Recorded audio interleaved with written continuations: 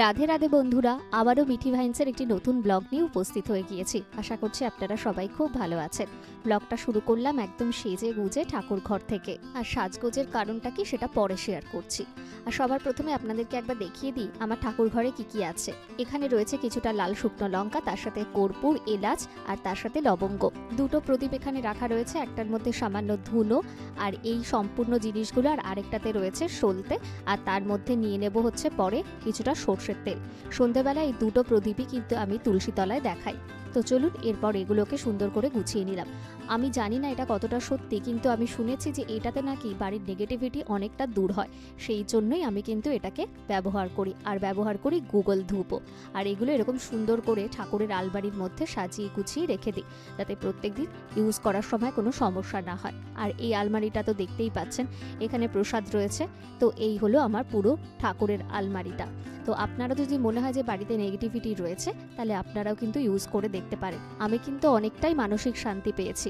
জানি না এটা আদৌ কতটা সত্যি নাকি আমার নিজেরই মনের ভুল। এরপরে ঠাকুর ঘরের বাইরেটা আপনাদেরকে একবার দেখিয়ে দিই। এখানে একটা ছোট্ট কল আছে, যেটা ঠাকুরের বাসনপত্র ধোয়ার জন্যই করা হয়েছে।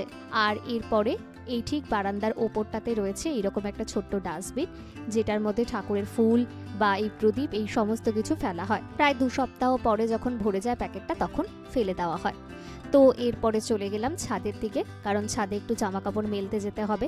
সকালবেলা তো স্নান করা হয়ে গিয়েছে, তো সেইগুলোই মেলতে যাওয়ার জন্য এখন যাচ্ছি হচ্ছে ছাদে। তো ছাদটা তো আপনাদেরকে আগেই দেখিয়ে দিয়েছি, তো আরেকবার চলুন দেখে নিই। তো উঠে এলাম ছাদে, জামা কাপড় দেখুন মেলা একদম কমপ্লিট। এরপরে নিচে চলে যাব। তো ঠাকুর ঘর থেকে বেরিয়ে আমি আবার জামাটা একটু চেঞ্জ করে নিয়েছি, কারণ এখন আমি একটুখানি চুলটাকে ঠিক করব, তার সাথে একটুখানি রেডি হব। তো সেই জন্য জামাটাকে আগে খুলে নিয়ে এইভাবে একটা অন্য ড্রেস পরে নিয়েছি।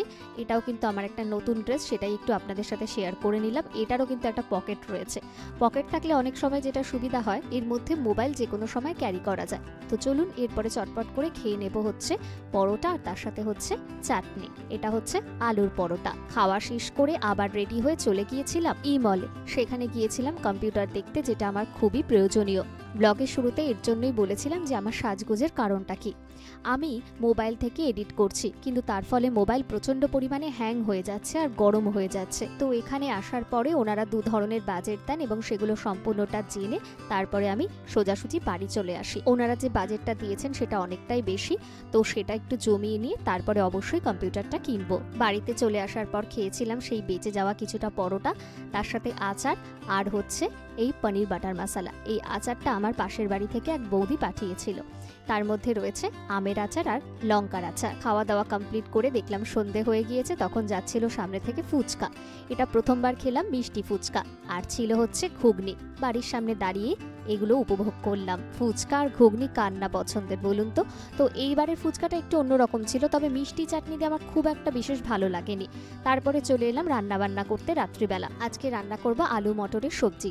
আলু, মটর আর টমেটো এগুলো সুন্দর করে কেটে নিয়েছি। মশলার জন্য নিয়ে নিয়েছি আদা, তার সাথে সামান্য জিরে, কাঁচা লঙ্কা, শুকনো লঙ্কা আর কিছুটা টমেটো দিয়ে নিলাম। তারপরে এর মধ্যে কিছুটা পেঁয়াজ ভাজা দিয়ে নিয়েছি। ব্যাস, পেস্ট একদম রেডি হয়ে গিয়েছে। তো চলুন এরপরে চটপট করে রান্নাটা করে নেওয়া যাক। তো সবার প্রথমে এরপরে তেলটা গরম করে আলুগুলোকে ভেজে নিলাম। মোটামুটি কিছুক্ষণ ভেজে নিতে হবে, যাতে কিনা কিছুটা নরম হয়ে যায়। নুন আর হলুদ দিয়ে ভেজে নিয়েছি। আর এই রান্নাটা তো সবারই বেশ জানাই রয়েছে, আর কিছুক্ষণ ঢেকে রেখেছিলাম যাতে তাড়াতাড়ি আলুটা সেদ্ধ হয়ে যায়। এরপরে আলুটা ভাজা হলে মটরগুলোকে দিয়ে দিয়েছি। মটরটাকে নুন দিয়ে সামান্য সেদ্ধ করে নিয়েছিলাম। আর এটাই তো শীতকালীন একটি সবজি, মটরশুঁটি বা গাজর এগুলো তো থাকবেই। আর এরপরে কিন্তু এগুলো খাওয়ার অতটার মজা থাকে না। তো আলু আর এই মটরের সবজি কার কার পছন্দের সেটা কিন্তু জানাবেন। এরপরে মশলাগুলোকে দিয়ে ভালো করে নাড়াচাড়া করে নিলাম যতক্ষণ না মশলা থেকে তেল ছেড়ে যায়। তারপরে এর মধ্যে আলু আর মটরটাকে মিশিয়ে দিলাম। বেশ কিছুক্ষণ নাড়াচাড়া করে যতটা পরিমাণ জল ততটা পরিমাণ দিয়ে, যতটা গ্রেভি প্রয়োজন সেটা দিয়ে কিন্তু ভালো করে নাড়াচাড়া করে নিয়েছি।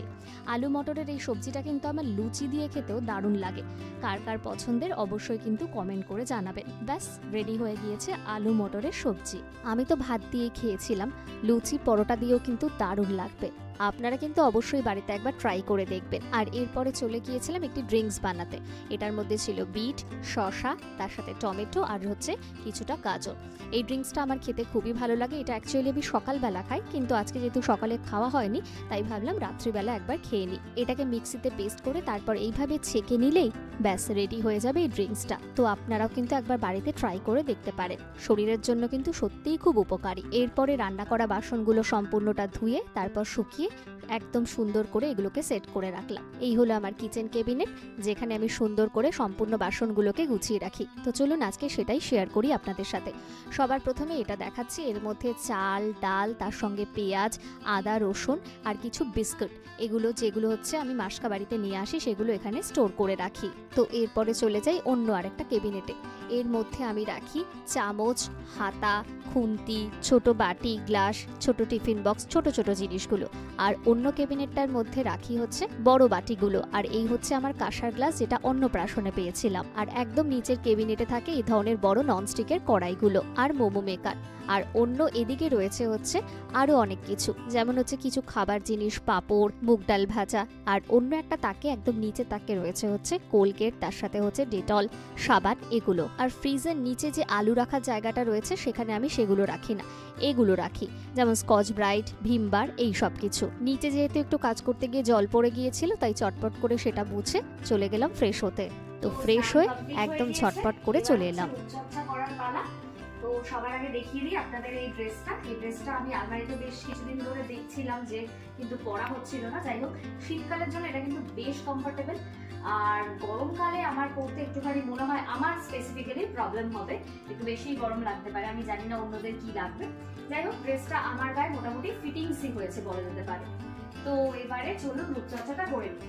আমি ইউজ করছি মামাআর্থের ভিটামিন সি ফেস টোনার, যেটার মধ্যে কিউকাম্বার রয়েছে। আর তার সাথে রয়েছে হচ্ছে মামাআর্থের ফেস সিরাম, যেটা ভিটামিন সি উইথ টারমারিক। আর নাইট ক্রিমটা ইউজ করছি কারণ ডে ক্রিমটা আমার এই মুহূর্তে শেষ হয়ে গিয়েছে, তার মধ্যেও কিন্তু ভিটামিন সি রয়েছে। তো এগুলো ইউজ করে আমি দেখছি স্কিনটা একটুখানি ময়েশ্চার যে কম হয়ে যাচ্ছিল সেই লেভেলটা কিন্তু ঠিক হয়ে গিয়েছে। রূপচর্চা কমপ্লিট করে চলে এসেছি আলমারিটা একটু গোছাতে, কারণ আলমারিটা মাঝে মাঝে কিন্তু ওলট পালট হয়ে যায়, তো সেগুলোকে একটু সুন্দর করে গুছিয়ে রাখছিলাম। তো আজকের ব্লগটা এটুকুই।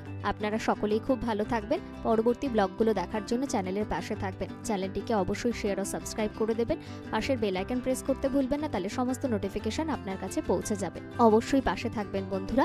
রাধে রাধে সকলকে।